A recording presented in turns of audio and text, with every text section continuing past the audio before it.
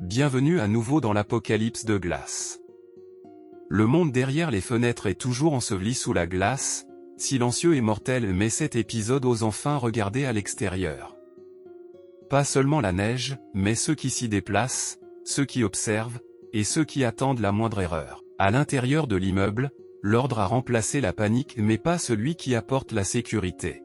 Le pouvoir se négocie, se teste et se saisit discrètement. Quelqu'un fixe les règles, quelqu'un les applique, et tous les autres découvrent exactement où ils se situent quand la nourriture devient un levier et l'obéissance une monnaie. Cet épisode lève le voile: qui contrôle réellement l'immeuble, quel genre de personne a survécu dehors, et à quel point cet équilibre fragile est proche de s'effondrer. Alors préparez-vous. Car le froid n'est plus la plus grande menace. Replongeons. L'immeuble était silencieux comme seuls les affamés savent l'être. Pas paisible. Pas calme. Juste, creux. L'oncle Yu serra le poing comme si c'était la dernière chose qui lui appartenait encore.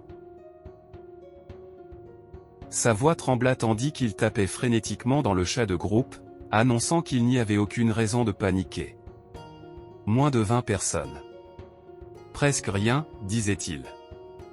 Si tout le monde s'unissait, il pourrait facilement gérer le gang. Les réponses arrivèrent vite. Accord. Désespoir déguisé en confiance.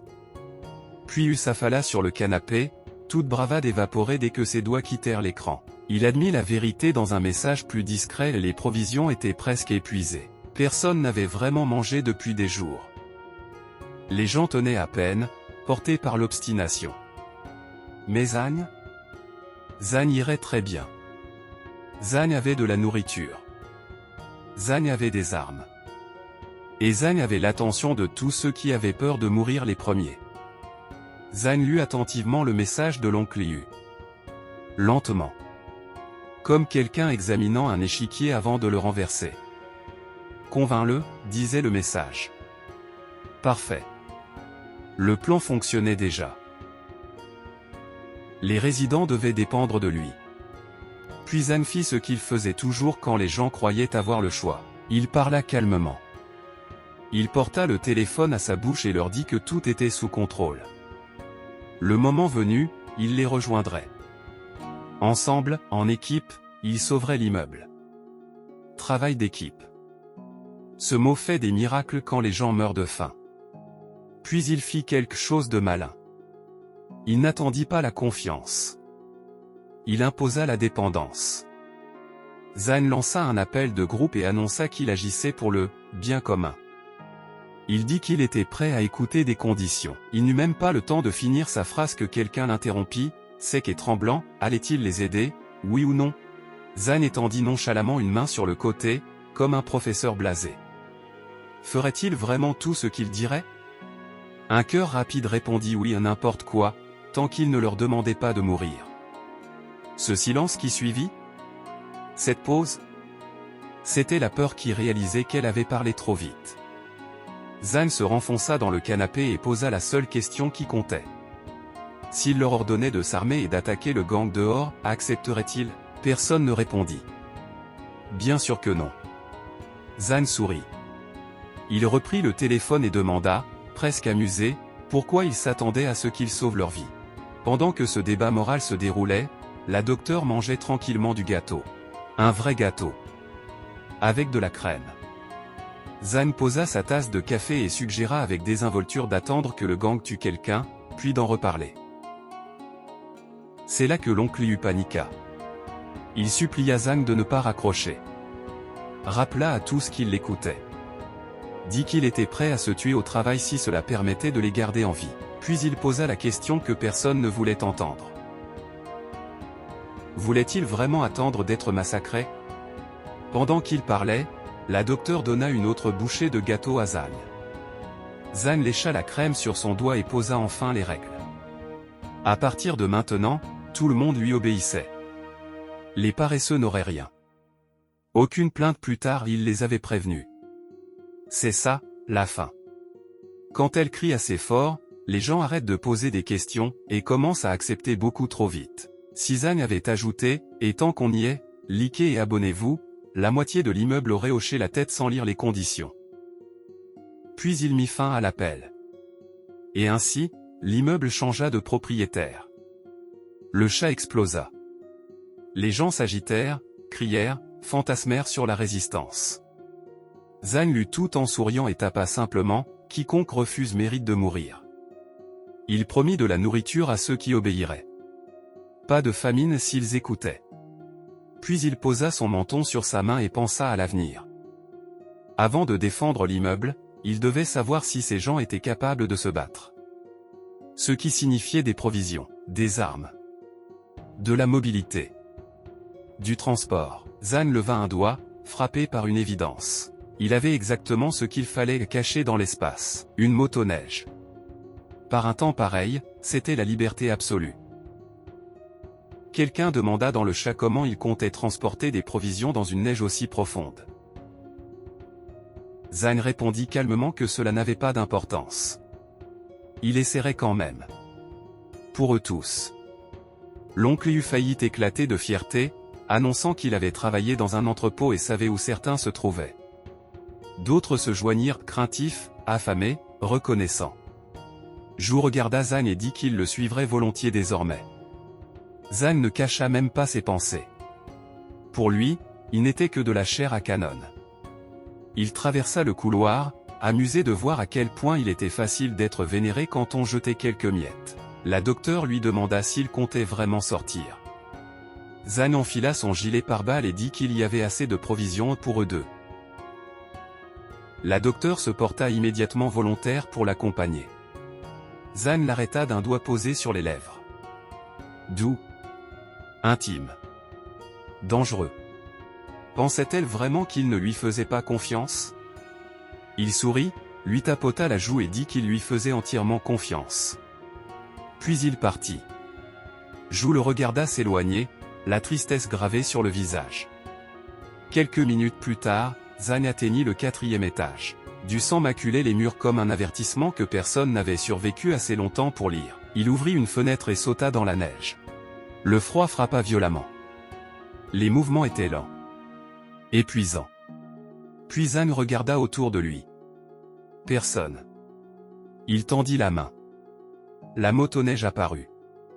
Quelque part au-dessus, un homme observait en silence. Zhang fonça à travers les rues en riant tout seul. Quelqu'un tenterait forcément de le viser pour ça. Et honnêtement, tant mieux. Il n'était pas sorti depuis longtemps. L'heure des courses de rue avait sonné. Il atteignit le commissariat et brisa une fenêtre pour entrer. Vide. Jusqu'à ce qu'il les voie. Des policiers gelés, figés dans leur dernier devoir. Zhang s'arrêta. Preignit un tissu. Les couvrit. Ceux qui avaient défendu la ville méritaient le respect. Puis il remarqua quelque chose sous les débris. Quelque chose de rond. Des clés. L'armurerie. La porte s'ouvrit. Des armes partout. Zhang souleva une mitrailleuse, nota les munitions, la variété. Son calme s'aiguisait. Sa précision s'améliorait. Il avait bien travaillé lors des affrontements précédents. Il se fit un clin d'œil. Du talent, clairement. Après s'être chargé, Zhang repartit cette fois vers les supermarchés de banlieue. Les chances y étaient meilleures. À l'intérieur, il se déplaça vite. Les marques de luxe étaient devenues des déchets. La nourriture avariée le dégoûtait. Il l'en sacha quand même. Parfait pour les idiots. De retour à l'immeuble, les observateurs murmuraient avec admiration. Cette chose pouvait traverser la neige. S'il l'avait, il pourrait survivre. Ou le tuer pour l'avoir. Zhang revint, sac à la main, annonçant à quel point il avait été difficile de trouver des provisions. Puis il craqua. Zhou vida les sacs sur le sol, montrant à tout le monde la quantité de nourriture qu'il avait réussi à trouver dehors et à rapporter. En voyant de la vraie nourriture pour la première fois depuis longtemps, l'oncle Yu et tous les résidents acclamèrent Zhang, le qualifiant de sauveur, de protecteur.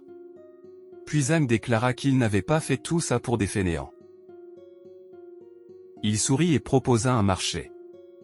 Alors que des gens d'un autre immeuble venaient voler leur nourriture et leurs provisions, Zhang désigna les pillards à l'extérieur et annonça une nouvelle règle, tuez quelqu'un et vous mangerez. Et à cet instant précis, la faim fit le reste. D'un seul coup, ils se mirent à attaquer les gens de l'autre immeuble. Ils n'allaient laisser personne leur voler ce qui leur appartenait. Les gens se battaient avec des regards sauvages. Le sang coula. Les cris résonnèrent. En voyant cela, les assaillants paniquèrent. Car à leurs yeux, ce n'étaient plus des humains. Ils s'étaient transformés en autre chose. Affamés. Déterminés, se battant ensemble pour une seule chose, et une seule chose. Les pillards comprirent qu'ils allaient perdre. Certains choisirent de fuir, abandonnant leurs alliés derrière eux. Les habitants de l'immeuble 25 remportèrent la victoire. Ils acclamèrent encore une fois lorsqu'ils purent enfin manger. Car dès que les gens survivent à une attaque, ils se mettent immédiatement à agir comme si l'apocalypse était un projet collectif. En voyant tout le monde heureux pour la première fois depuis longtemps, Zhu pensa en elle-même, elle avait fait le bon choix. S'il y avait quelqu'un capable de gérer cet immeuble, c'était Zhang. Quand le combat prit fin, tout le monde se rassembla dans le hall. Zhang se tenait là comme un manager lors d'un séminaire d'entreprise dysfonctionnelle, applaudissant et félicitant tout le monde pour leur « excellent travail », comme si les 10 dernières minutes n'avaient pas été des voisins affamés essayant de battre un record de meurtre pour un sac de rations. Il ouvrit grand les bras et leur vendit le fantasme, vous voyez ? Ensemble, vous n'avez peur de personne. Et la foule avala ça sans hésiter parce que les gens affamés ne veulent pas seulement de la nourriture. Ils veulent une histoire qui donne du sens à la fin. Puis Zhang désigna quelques hommes dans la foule et les appela. Avec ce même sourire calme, il leur tendit des rations comme des médailles. Une légère tape sur l'épaule. Une promesse silencieuse que, s'il maintenait cet ordre, il n'aurait pas à se soucier de la richesse. La richesse. Dans une apocalypse gelée. Cet homme aurait pu leur dire que la lune était comestible, et il lui aurait demandé combien de calories elle contenait. Depuis un coin, Zhang observa le reste de la foule comme un scientifique étudiant des rats dans un labyrinthe. Et dans sa tête, il admit quelque chose de presque poétique, la faim est merveilleuse. Parce que la faim pousse les gens à tout faire. Et c'était exactement ce dont il avait besoin. Il commença à appeler les gens, un par un. Suivant. Suivant. Suivant. Comme un boucher distribuant de la viande. Il mettait de la nourriture dans les mains des gens tout en tenant une arme comme si elle faisait partie de l'uniforme. La règle était simple, travaille plus, reçois plus. Travaille moins, reçois l'humiliation. Puis ce fut le tour de Hao. Hao ne s'avança pas comme les autres. Il s'agenouilla. Pas poliment. Pas avec gratitude. Il s'agenouilla comme un homme auditionnant pour le rôle de « celui qui pense être le personnage principal ». Il exigea de savoir où était sa nourriture. Zhang baissa les yeux, puis donna un coup de pied à quelque chose sur le sol. Un seul bonbon. C'était la part de Hao. Hao le brandit, furieux, demandant pourquoi il n'avait eu qu'un seul. Le sourire de Zhang s'élargit, et on aurait presque senti la température de la pièce chuter à nouveau. Hao faisait vraiment une crise, alors que tout le monde s'était battu. Zhang lui dit doucement que le bonbon était donné par pure bonté. Hao tenta de répliquer et disant que ce n'était pas sa faute si tout s'était terminé trop vite, qu'il n'avait même pas eu le temps de se battre.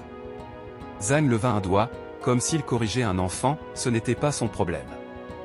Il se souciait du résultat, pas du processus. Hao cria que c'était injuste. Que Zhang était partial. Et Zhang le fixa droit dans les yeux. Oh, tu veux parler d'injustice ? Un subordonné plaqua Hao au sol. Zhang s'approcha, la voix basse et mortelle, c'est lui qui donne les ordres. Et la désobéissance est punie. Puis Zhang leva son arme et annonça à tous, voilà ce qui arrive quand on désobéit. Hao fut frappé comme un distributeur cassé refusant de donner des snacks. Zhang regarda autour de lui et offrit l'offre la plus généreuse qu'un tyran puisse faire, si quelqu'un n'est pas d'accord, il est libre de partir. Oui. Partir. Dans la tempête. Vers les gangs meurtriers. Dans 10 mètres de neige. Ce n'est pas une offre. C'est un bon pour le suicide. Il se tapa les mains comme si l'affaire était réglée. Il s'était compris. Hao, en sang et furieux, tenta encore de cracher sa fierté à travers ses dents brisées, traitant Zhang de menteur. Alors Zhang posa lentement le pied sur la main de Hao. Comme écrasant la dernière illusion qu'il s'agissait encore d'une démocratie. Il l'attrapa par les cheveux, le releva et lui dit de mieux se comporter la prochaine fois. Puis il fit un pouce vers le bas théâtral et déclara, il n'avait pas besoin de déchets comme lui. Et ainsi, la foule apprit la nouvelle loi de l'immeuble, la nourriture appartient à Zhang. La vie appartient à Zhang. La dignité? Facultative. Quand la violence se calma, un autre type de chaos émergea de la foule, ceux qui n'avaient pas combattu. Ceux qui n'avaient rien apporté. Ceux qui pensaient que flirter était une compétence de survie. Une voix de garçon cria qu'il n'avait rien reçu. Puis Qin s'effondra dramatiquement, affirmant que Zhang était son amour donc évidemment, il ne lui ferait pas de mal. Une autre fille intervint aussitôt, le suppliant de ne pas l'oublier elle aussi. Zhang s'accroupit, souriant comme un homme sur le point de ruiner toute la personnalité de quelqu'un. Bien sûr qu'il ne les avait pas oubliés. Puis il ricana et dit qu'il ne pouvait pas se passer d'elle. Leurs visages s'illuminèrent jusqu'à ce qu'elles comprennent le ton. Car Zhang ne parlait pas de romance. Il parlait d'utilité. L'une des filles explosa, demandant pourquoi il les prenait pour cible. Qin se mit à pleurer, tremblante, insistant que Zhang avait dit qu'il l'aimait. Et Zhang la gifla. Pas assez fort pour la tuer. Juste assez pour la réveiller. Il lui demanda si elle avait vraiment pris ça au sérieux. Puis il fit ce que les méchants font toujours quand ils veulent maximiser la douleur, il expliqua. Il lui dit qu'elle n'était qu'une personne dont il se servait. Et que maintenant, il avait une petite amie. Zhou s'accrocha à son bras comme un trophée et un avertissement. Qin hurla que ce n'était pas possible. Que Zhang lui avait proposé de rester avec lui. Qu'il l'avait promis. Pourquoi avait-il changé d'avis? Zhang ne répondit même pas directement. Il se tourna vers la foule et demanda avec désinvolture comment tout le monde l'appelait. Et c'est là exactement là que la cruauté de l'immeuble passa de « survie » à « divertissement public ». Hao, encore amer et désespéré de frapper avec des mots puisqu'il ne pouvait plus le faire avec des armes, cria les insultes à voix haute. Et la foule éclata de rire. Qin hurla qu'il se taise, humilié au-delà de toute réparation. Puis elle s'enfuit. Ainsi, elle passa de « manipulatrice mignonne » à « bouc émissaire brisé » en quelques minutes. Et Zhang récompensa Hao avec un bonbon. Parce que dans le monde de Zhang, l'humiliation est aussi une monnaie. Zhang croisa les bras et annonça qu'ils avaient des choses plus importantes à faire, renforcer l'immeuble. Il énonça les chiffres 47 personnes restantes, sans compter les enfants. Zhou intervint, calme et managérial. Elle divisa les groupes, organisa les rotations de garde, 7 à 8 par équipe, toujours en alerte. Si quelqu'un repérait des ennemis approcher, il devait frapper la rambarde pour avertir les autres. Puis Zhang dévoila le système de récompense, tuer 5 ennemis, obtenir de la nourriture. Et les gens de garde? Ils n'obtenaient que ce qu'ils pouvaient prendre eux-mêmes. En d'autres termes, Zhang ne construisait pas une communauté. Il construisait une armée de chiens affamés dressés à mordre sur ordre. La tempête faisait rage dehors, comme si le monde tentait lui-même d'effacer l'humanité. Zhou tenait de la nourriture dans ses mains et demanda ce qui se passait à l'extérieur. Zhang examina ses armes comme un collectionneur admirant de l'art rare. Il expliqua que les chutes de neige avaient paralysé la ville. Les bâtiments bas étaient engloutis. Même si ça s'arrêtait et que les températures remontaient, il faudrait au moins une demi-mois pour que tout fonde. Zhou souligna que l'hiver arrivait et les températures allaient encore baisser. Zhang se leva, écarta les bras et laissa tomber son arme sur le canapé comme si le poids de la réalité n'avait aucune importance. Aucun problème, dit-il. Personne ne les atteindrait, même au pire moment. Puis il admit la vérité, le pire n'était pas le froid. C'étaient les gens. Parce que la neige ne peut pas te haïr. La neige ne peut pas t'envier. La neige ne peut pas planifier ta mort. Les gens, si. Zhang monta sur le balcon pour tester son arme.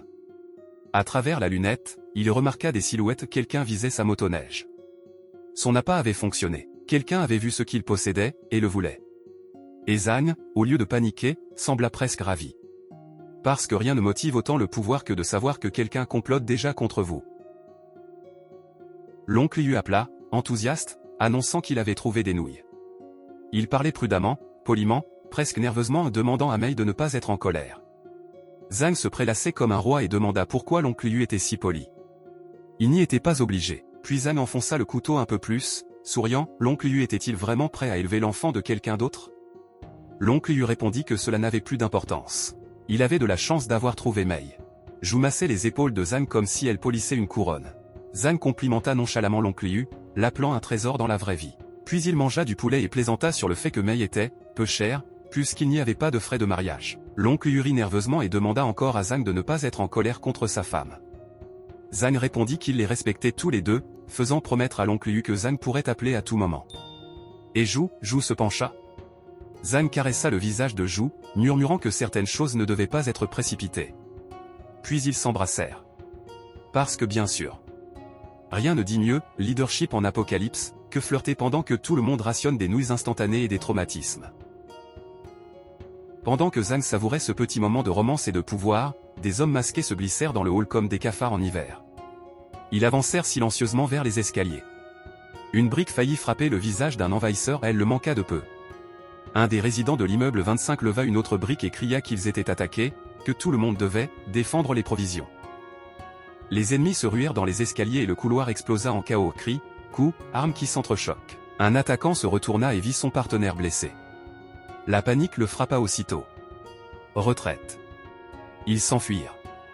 Les résidents les regardèrent partir et dirent que les poursuivre était trop dangereux. Dehors, c'était la mort. Yan, l'un des combattants de l'immeuble, les traita de chiens affamés. Plus tard, Zhang les vit aussi depuis son balcon en bâillant. Puis il leva un doigt, le regard fixé droit devant. Pouvait-il les toucher avec un fusil de sniper à cette distance? Il activa l'arme comme un homme allumant un nouveau jouet. Il sourit. Il devait la tester. À travers la lunette, Zhang vit l'ennemi clairement, ainsi clairement qu'il trouva la lunette ridicule. Comme s'il pouvait voir les mauvaises décisions d'une fourmi d'ici.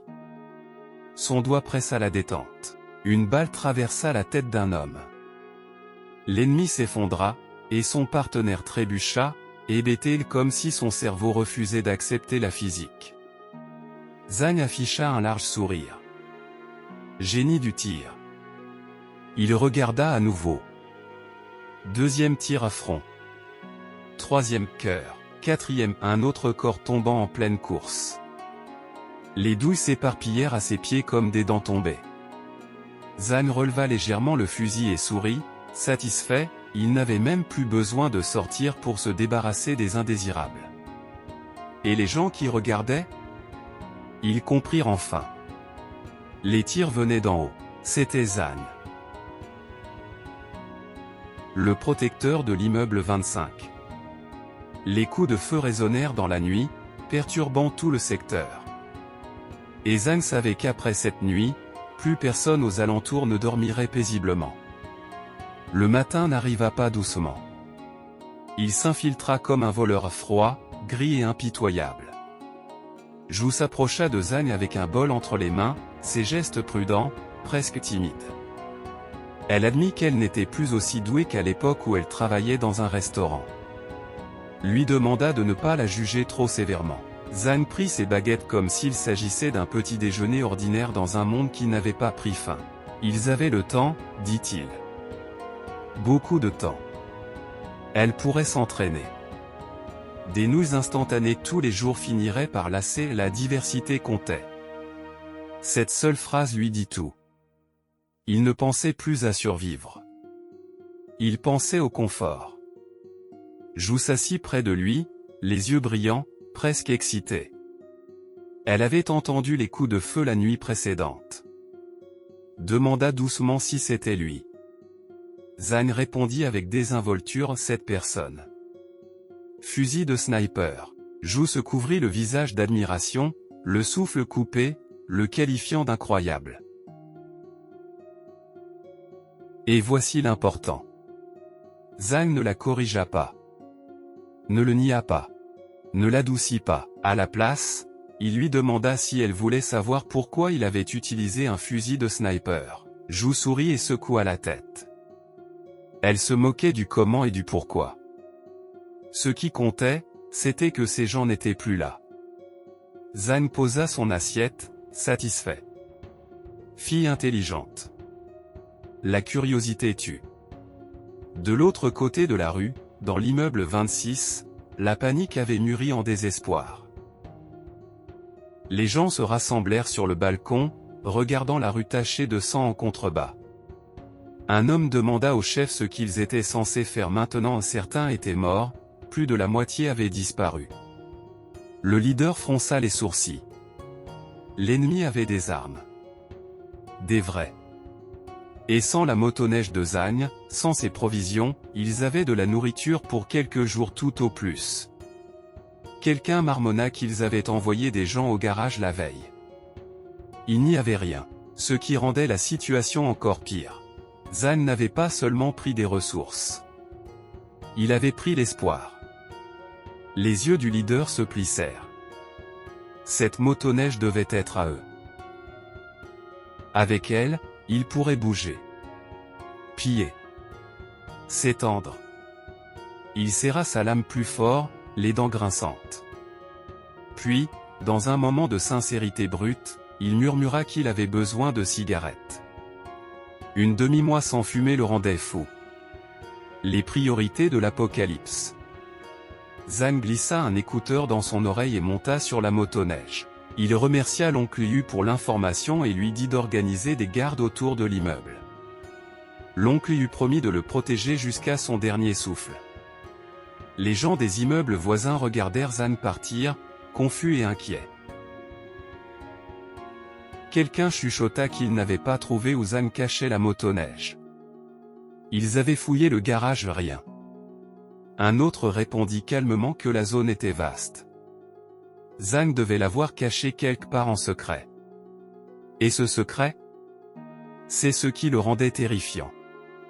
Zagne roula à travers la neige, pensant aux quelques supermarchés encore dignes d'intérêt. Puis ses yeux s'écarquillèrent.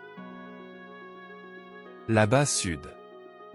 L'entrepôt principal. Il en avait déjà vidé la majeure partie auparavant, mais sûrement, quelque chose restait. Il fit demi-tour et accéléra.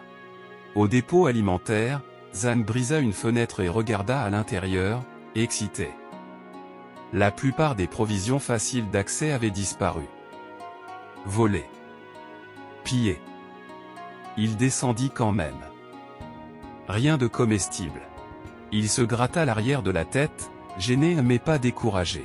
Les provisions, ce n'était pas que la nourriture. Le carburant comptait aussi.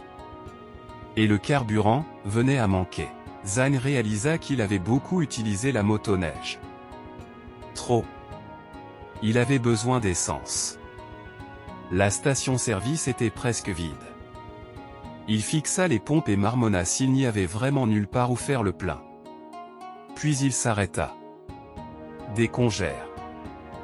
10 mètres de haut. Les yeux de Zagne s'illuminèrent non pas de peur, mais de curiosité. La neige n'était pas là depuis longtemps. Elle n'avait pas encore durci complètement. Creuser était possible. Il regarda l'excavatrice à proximité et sourit. Eh bien. Pourquoi pas? Il l'activa et grimpa à l'intérieur comme s'il s'agissait d'un simple quart de travail à l'entrepôt. Il avait déjà utilisé des machines similaires. La neige vola tandis que le godet creusait. Au bout d'un moment, Zagne se tint devant une entrée souterraine. Heureusement qu'il n'avait pas creusé à la main. Il serait mort. À l'intérieur, il trouva ce qu'il espérait. Des réserves de carburant. 3 cuves. De quoi faire tourner le fantôme de la civilisation. Il dévissa soigneusement les vannes, scella les contenants et rit doucement pour lui-même. Enfoui sous la neige, les ruines de la civilisation étaient désormais à lui. À la tombée de la nuit, Zagne se glissa dans un sac de couchage près du site. Carburant? Résolu. Provisions? Sécurisé. Demain, il vérifierait l'endroit mentionné par l'oncle Yu. Pour l'instant, dormir. Pendant que Zagne se reposait, l'immeuble pourrissait. Jou était auprès d'un enfant malade quand la mère du garçon la supplia de l'aider. 2 jours déjà comme ça. Elle demanda si son enfant pouvait être sauvé. Jou hésita. Zagne avait laissé de la nourriture. Mais il avait emporté tous les médicaments. L'oncle Yu arriva, disant qu'il avait trouvé quelque chose. Il rassura la mère, Zhang reviendrait bientôt. Tout irait bien. Zhu souleva l'enfant et les remercia, disant qu'elle ne savait pas ce qu'elle ferait sans eux. Elle dit que les médicaments venaient de Zhang. Il méritait des remerciements. Et puis, quelqu'un passa en courant. Trop vite. Une lame brilla. La vieille femme, tante Lin, hurla que son petit-fils était mort, alors cette femme devait ressentir la même chose. La lame s'enfonça dans le cou de la mère de l'enfant. Le sang jaillit. Zhu réagit instantanément, attrapant le bébé. La femme mourante halta, suppliant Zhu de prendre son enfant et de fuir. Lin se retourna, le couteau levé de nouveau, hurlant pour récupérer le bébé. Zhu couvrit l'enfant de son corps et courut. Lin se jeta sur elle, attrapant la jambe de Zhu. Elle se dressait au-dessus d'elle, criant que Zhu n'avait pas sauvé son petit-fils et qu'elle allait maintenant payer. Zhu ferma les yeux, protégeant le bébé. Un impact retentissant résonna. L'oncle Yu repoussa Lin. Il vérifia d'abord Zhu. L'enfant était indemne. L'oncle Yu dit qu'il n'osait imaginer ce que ferait Zhang s'il arrivait quelque chose à Zhu. Zhu se blâma, elle ne s'attendait pas à ce que Lin survive aussi longtemps sans nourriture. Lin hurla que tout le monde était lâche. Que tout le monde était responsable de la mort de son petit-fils. L'oncle Yu cria en retour que Zhang les avait sauvés de Hao. Sans lui, ils seraient tous morts. Zhu tenta de raisonner. Lin dit que Zhang n'avait pas donné de médicaments, mais que ce n'était pas sa faute. Lin hurla que son petit-fils était mort parce que Zhang avait refusé. Zhu répliqua sèchement, elle avait essayé de convaincre Zhang. Mais au moment où elle arriva, l'enfant était déjà mort. La vérité frappa comme un marteau. La foule murmura. Lin, avait-elle tué son propre petit-fils en le laissant mourir de faim? Les gens la dévisagèrent avec horreur. Quelqu'un marmonna que Lin avait déjà fait trop de mal. De toute façon, elle ne tiendrait pas longtemps. Un autre homme craqua un briquet. Et c'est là que la ligne disparut vraiment. Une lanterne éclaira le visage de Zhang dans la neige. Il ouvrit sa tente et dit calmement, il était temps de partir. Demain, il irait voir l'endroit dont l'oncle Yu avait parlé. Et tout ce qu'il restait du monde, il le prendrait. Parce qu'il avait eu l'expérience, maintenant. L'expérience, c'est-à-dire, il avait déjà pillé la moitié de la ville et appris que les gens crient moins quand ils ont trop froid pour te courir après. Les mains sur les hanches, il se dit que cette fois, tout irait plus vite. Puis il creusa. La neige vola. L'entrée apparut. Et la première pensée de Zhang ne fut ni la sécurité ni l'espoir. C'était, armurerie. Parce que dans le monde de Zhang, la nourriture te garde en vie, mais les armes empêchent tout le monde de poser des questions. Il entra et balaya les pièces du regard. L'endroit était loin du chaos résidentiel silencieux, à l'écart, presque trop sûr. Ce qui l'agaça immédiatement. Pourquoi n'y avait-il personne? Il éclaira une salle, sa voix résonna. Aucune réponse. Zhang fronça les sourcils, perplexe. Tout le monde était-il parti plus tôt? Puis ses yeux s'écarquillèrent, et la paranoïa s'épanouit comme une fleur faite de couteaux. Et si quelqu'un savait que la fin approchait? Et s'ils avaient déjà emporté toutes les munitions? Et s'ils se cachaient quelque part, attendant le bon moment pour rétablir l'ancien ordre dans ce nouveau monde? Zhang remonta sur l'excavatrice, la mâchoire se crispant. Des gens armés et des gens organisés pouvaient être un vrai problème. Et Zhang n'aimait pas les problèmes qu'il ne pouvait pas abattre immédiatement. Il ordonna à l'excavatrice de dégager plus de zones, la machine mâchant la neige comme si elle dévorait les restes de la civilisation. Quand il s'enfonça enfin plus loin, il s'arrêta. Cet endroit n'était pas comme il l'imaginait. Mais alors il les vit. Des caisses. Des armes. Des cartouches. Des fusils de sniper. Même des grenades. La bouche de Zhang s'ouvrit de joie pure, comme un gamin qui vient de trouver le code de triche de la réalité. Il inspecta ce qu'il restait et claqua la langue. Celui qui était venu ici avait emporté la majorité du matériel. Mais pas tout. Pas assez pour le décevoir. Zhang se frotta le menton et conclut que ce n'était pas si mal. Il en avait récupéré assez. S'il lui en fallait plus tard, il n'aurait qu'à trouver d'autres endroits comme celui-ci. Parce que bien sûr qu'il le pouvait. Certains s'adaptent à l'apocalypse en construisant une communauté. Zhang s'adapte en construisant un inventaire. Il enfourcha la motoneige et rentra comme un roi qui revient chez lui. De retour dans l'immeuble, les résidents se rassemblèrent avec ce même regard affamé, sauf que cette fois, il était mélangé à quelque chose de plus dangereux que la faim, le sentiment d'avoir droit à tout. Ils demandèrent pourquoi il n'y avait rien aujourd'hui. Parce que Zhang n'avait vraiment pas rapporté beaucoup de nourriture comestible. Zhang écartait les bras et haussa les épaules, jouant l'homme qui aurait vérifié toutes les étagères de l'univers pour n'y trouver que du vide. Il dit qu'il avait fouillé beaucoup d'endroits et qu'il n'avait presque rien trouvé. Il devrait être patient. Les hommes se mirent à se plaindre immédiatement un pas de nourriture, ils avaient travaillé dur, ils n'allaient vraiment rien avoir. Zhang afficha un sourire lent et demanda s'ils avaient fini. Les hommes reculèrent, comme si leurs instincts venaient enfin de se réveiller. Zhang avança, la voix plus tranchante, avait-il oublié qui les avait sauvés? Ça ne faisait même pas quelques jours depuis le marché obéissance contre nourriture et il se montrait déjà insolent. Alors, très bien. Tout reviendrait à la normale. Ils pourraient se débrouiller pour trouver à manger eux-mêmes. Un homme leva une main tremblante, insistant que Zhang avait mal compris. Il savait que c'était difficile de trouver des provisions. Peut-être que Zhang devait se reposer. Zhang se détourna, comme si ça l'ennuyait. Ils étaient libres pour la journée, mais un résident observait Zhang avec une rage silencieuse et amère. Dans sa tête, Zhang était sans honte, les gens travaillaient pour lui et se faisaient traiter comme de la saleté. Et cette pensée devint un plan. Ce n'était pas sûr de sortir seul, décida-t-il. La prochaine fois, Zhang devrait emmener quelqu'un. Et tiens donc, la motoneige de Zhang pouvait transporter au moins 3 personnes. Les assistants le sourirent. L'un d'eux serra un couteau derrière son dos. Ils s'approchèrent avec des visages amicaux comme des masques bon marché. Et Zhang glissa la main dans sa poche. Une arme. Il dit un seul mot, poli, presque désolé, désolé. Puis il tira une balle dans la tête du porteur de couteau. Instantané. Aucun avertissement. Aucun débat. Juste une leçon livrée à la vitesse d'une balle. L'homme s'effondra, et Zhang déclara calmement qu'il ne croyait pas un seul mot de ce qu'il disait.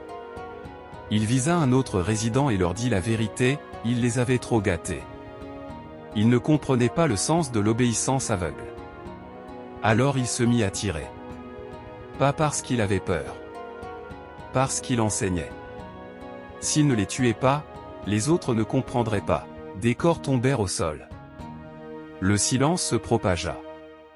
Et puis comme une scène sortie d'un film romantique tordu, le docteur Zhou s'approcha de lui, inquiète, lui demandant s'il lui était arrivé quelque chose pendant qu'il était parti si longtemps. Zhang lui prit la main et dit que tout allait bien. Quelques égratignures, rien de plus.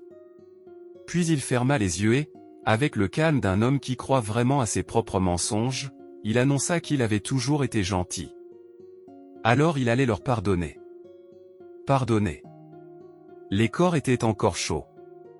Mais qui regardait non loin pensa franchement, cet homme n'est pas gentil du tout. Zhang se frotta le menton, pensant déjà à la suite. Tout était presque prêt. Il avait largement assez de chair à canon. Alors un petit nettoyage ne ferait pas de mal. Et le plus terrifiant? Il parlait comme s'il réorganisait un placard. Plus tard, Zhang s'affala sur le canapé comme un souverain retrouvant son trône, demandant à Zhou ce qui s'était passé pendant son absence. Zhou tapa pensivement son menton et rapporta le chaos comme si elle annonçait la météo, tant l'un a essayé de tuer la mère de l'enfant malade, mais au final, l'un a rendu l'appareil. Puis Zhou mentionna quelque chose de plus intéressant, quelqu'un de l'immeuble 9 voulait que Zhang négocie. Zhang fronça les sourcils. Négocier quoi? Zhou précisa, leur relation ne dépassait pas médecin et patient. Et l'immeuble 9 ne voulait pas donner de détails via le chat, il voulait parler à Zhang en personne. Zhang ferma les yeux et les balaya d'un revers, il n'avait besoin de rien venant de ces gens. Il n'avait qu'à attendre de mourir. Il n'avait pas besoin d'eux. Mais ensuite, parce que Zhang est stratégique avant tout, il ordonna à Zhu de lui dire tout ce qu'elle savait sur l'immeuble neuf et ses résidents. Zhu commença à décrire leur chef, Shen, patronne d'une entreprise de cosmétiques valant 200 millions de dollars, sauf que c'était surtout un système pyramidal avec un emballage plus élégant. Shen avait environ 40 ans, encore en forme, une personnalité forte, la main ferme. Et sous sa direction, une dizaine de survivants dans l'immeuble neuf. Zhu massait la jambe de Zhang pendant qu'elle parlait, et la narration s'écrit toute seule, quand l'apocalypse frappe, même une boss woman d'un empire d'arnaque peut devenir reine si elle est assez impitoyable. Zhang fixa sa propre main et songea que même une femme pouvait prendre les rênes maintenant. Ce qui voulait dire que Shen n'était pas ordinaire. Zhu demanda s'il voulait la rencontrer. Zhang répondit oui, analyser la situation serait prudent. Puis il ouvrit son téléphone, parce que le sport préféré de Zhang n'est pas la survie. C'est de lire les gens. 2 demandes d'amis l'attendaient. Il accepta les 2, et un nom chatouilla sa mémoire, Lijian. Zhang sourit comme s'il venait de trouver un outil utile. Dans sa tête, il pensa, elle a vraiment besoin de moi. Shen suggéra qu'il parle au téléphone plutôt que par message. Zhang répondit froidement, si elle avait quelque chose à dire, qu'elle le dise directement. Et pendant que Zhang jouait le roi de glace, Shen de son côté était assise avec sa propre tension, pensant à quel point il était cruel et à quel point elle devait être prudente. On disait que Zhang avait tué beaucoup de gens. Qu'il avait une motoneige et un fusil de sniper. Alors Shen écrivit quelque chose de doux. De l'admiration. L'espoir de le rencontrer. Elle mentionna la motoneige, les sorties pour chercher des provisions, et proposa une coopération. Zhang demanda ce qu'elle pouvait offrir en retour. Shen répondit, des travailleurs. De la main-d'œuvre. Le marché classique de quelqu'un qui croit que les humains ne sont que des chiffres dans un tableau. Zhang se gratta la joue. Trop insistante. Elle pensait pouvoir le manipuler facilement. Puis Zhang lut la phrase qu'elle avait glissée sur l'humeur générale à son sujet sur la façon dont les gens le voyaient. Ses yeux se rétrécirent. Il porta le téléphone à sa bouche et demanda, sans détour, si elle le menaçait de l'attaquer s'il refusait. Shen répondit avec douceur qu'elle était sûre qu'il ne ferait pas ça. Parce que la meilleure option, c'était de se battre ensemble. Zhang sourit et lui dit que c'était la première fois qu'il voyait quelqu'un d'aussi confiant. Il y réfléchirait. Il répondrait plus tard. Et puis, pour la première fois depuis un moment, Zhang regarda par la fenêtre, et fit réellement le calcul. Si tout le monde s'unissait contre lui et alors ? Il baissa la tête. Quelles étaient ses chances de tenir si tout le monde attaquait ensemble ? La technologie lâchait. Le carburant. L'électricité. Les gens ne pourraient pas détruire l'immeuble à main nue. Mais une foule n'a pas besoin de détruire des murs. Elle a juste besoin de te détruire, toi. Zhang fixa son reflet et se demanda ce qu'il ferait s'il continuait à refuser. Devrait-il tuer des milliers de personnes ? S'il laissait passer, il finirait par avoir des problèmes. Zhang n'avait pas peur du froid. Il avait peur de devenir une proie. Un nouveau message arriva. Le responsable de l'immeuble 18 proposait aussi une coopération. Zhang sourit en le lisant parce que l'homme sonnait comme un directeur financier, même en pleine apocalypse. Besoin urgent de nourriture, offrant main-d'œuvre et ressources en échange des exigences de Zhang. Zhang le félicita intérieurement, maximiser le profit avec un coût minimal. Il demanda à Zhu ce qu'elle savait de l'immeuble 18. Zhu dit que les rumeurs décrivaient leur leader comme charismatique, leur groupe uni, tout partagé équitablement, et presque tout le monde survivant jusque-là. Zhang écrivit qu'il réfléchirait à l'offre. Puis il marmonna que la survie ne venait pas du fait de compter sur des paroles. Les exigences n'étaient pas difficiles. Puis il serra Zhu dans ses bras et résuma le monde en 2 options, la guerre ou la paix. Zhang sourit et admit que tuer tout le monde gaspillerait des munitions. Tout le monde ne lui en voulait pas. Et ça affecterait sa santé mentale. Oui. L'homme qui exécute des gens pour une plainte se préoccupe de sa santé mentale. La docteure Zhu intérieurement ne comprenait pas son esprit. Mais elle savait une chose, il l'aimait bien. Zhu demanda ce qu'il devait choisir.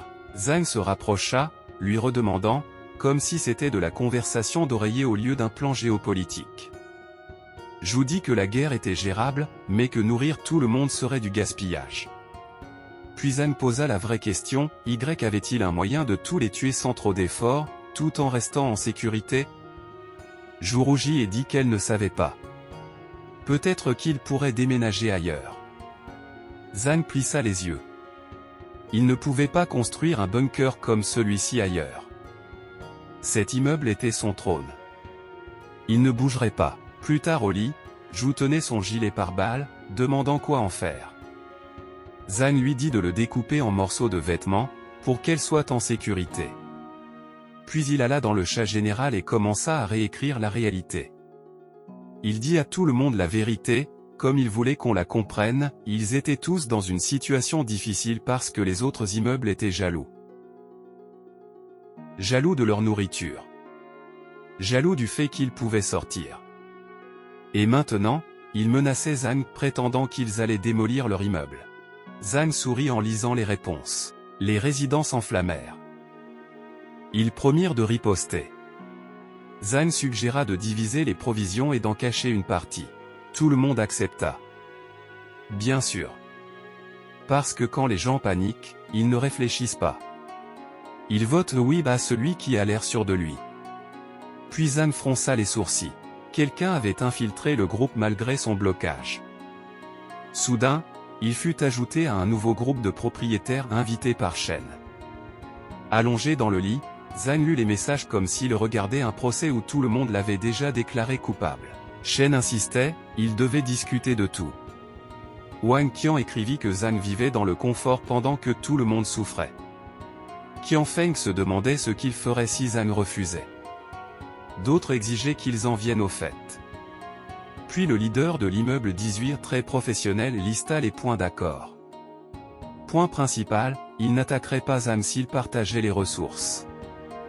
Zhang fit une grimace de dégoût, jeta le téléphone de côté, et dit qu'il serait plus simple de les éliminer comme menace potentielle. Puis ses yeux s'écarquillèrent. Une meilleure idée le frappa. Ils n'avaient pas besoin de paix. Ils avaient besoin d'un piège. Le lendemain, Zhang s'habilla calmement. Il prit son katana avec lui comme un homme choisissant une montre assortie à sa tenue. Il se leva et déclara la vérité, ces négociations de paix n'étaient qu'un prétexte pour mesurer sa puissance de combat. Alors maintenant, il allait les encercler et se débarrasser des déchets. Il serra le poing et dit que quand ils arriveraient tous, il lancerait une grenade. Même si tout le monde ne mourrait pas, plus personne n'oserait le toucher. Puis il sortit avec une seule conclusion, il était temps d'aller chasser. De retour à l'immeuble, l'oncle lui distribua des rations et dit aux gens de se préparer. Une délégation allait bientôt arriver. Les résidents mangeaient des burgers et du poulet et de vrais repas en riant que suivre Zhang était la meilleure décision de leur vie. Et c'est la blague la plus sombre de l'apocalypse, les gens t'appelleront un sauveur en se tenant sur un sol trempé de tes exécutions. Zhang descendit et tout le monde se rua sur lui, demandant des nouvelles des négociations. Zhang sourit largement et distribua l'espoir comme une drogue, si les négociations réussissaient, les problèmes de nourriture prendraient fin. Plus de confrontations sanglantes. Les gens pleurèrent. Pleurèrent. Parce qu'il leur avait promis un avenir lumineux. Zhang leur dit de travailler dur aujourd'hui, la victoire était proche. Et dans sa tête, Zhang sourit, si les adversaires étaient morts, il n'aurait plus rien à craindre. Ils s'avancèrent dans la neige. Le monde extérieur était enseveli. Ils poussèrent à travers des congères énormes, souffles fumants, bottes s'enfonçant. Et puis ils les virent. Deux groupes de personnes, devant. Zhang fronça immédiatement les sourcils, soupçonneux. C'était une blague ? Il enregistra un message vocal et l'envoya au leader des immeubles, ordonnez à vos résidents de partir si vous voulez rester en vie. Puis il appela l'oncle Yu. Ils étaient trop nombreux. Il avait besoin de renforts. Zhang s'accroupit dans la neige avec un fusil de sniper et dit qu'il les sauverait. Il se plaça derrière l'oncle Yu et les résidents de l'immeuble. Devant eux, plusieurs groupes de résidents des autres immeubles. Un champ de bataille gelé. Un face-à-face construit sur la faim, la peur, et la certitude que quelqu'un allait prendre une décision terrible.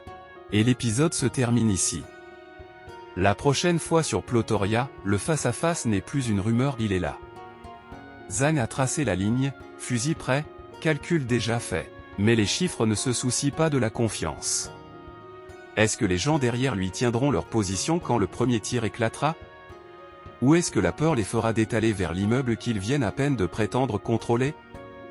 Dehors, la neige cache plus que des corps, elle cache des intentions. Qui avance? Qui est déjà encerclé? Et qui va comprendre trop tard qu'il a marché droit dans un piège? Ce n'est plus une question de courage. C'est une question de placement, de timing, et de savoir si Zhang peut finir ça avant que l'immeuble ne se retourne contre lui par derrière. Jusqu'à la prochaine fois. Et souvenez-vous, dans l'immeuble 25, la survie ne se décide pas par la bravoure, elle se décide par celui qui tire le premier.